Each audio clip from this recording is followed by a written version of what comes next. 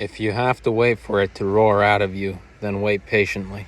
If it never does roar out of you, do something else. That's Charles Bukowski.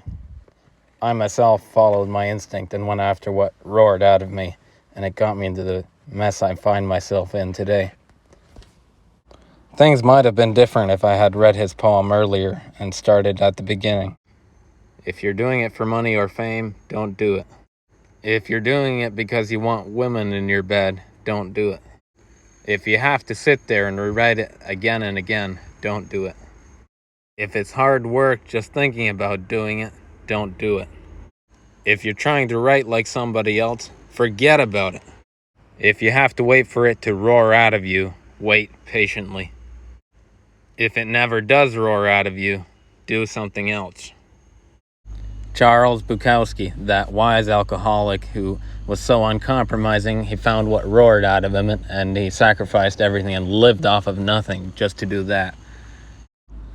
In his later years, he found that a compromise was necessary and took a job at a post office where he found the time to actually write most of his poems.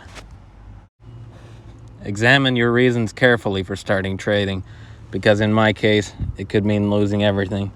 At this point, the only way forward I see is to continue on. Bukowski has more words for us to follow along.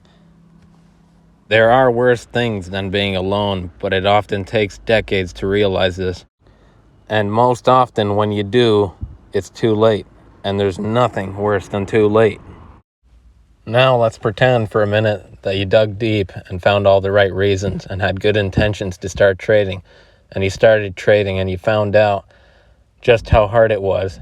The pain, the losses, the stress, the emotions of it, all overwhelming. You build up the gains over a long period of time and get wiped out. First slowly, a couple losses larger than average, but then quicker as you become frustrated and lose all hope. The doubts come seeping in. Maybe you're not cut out for this. Maybe you just don't know what you're doing. But what if I told you that you had a conversation with your future self right now, and your future self told you that it was all worth it, that it had to be this way for you to become the trader that you're imagining yourself to be? I'll leave this one off with one more poem from Charles Bukowski.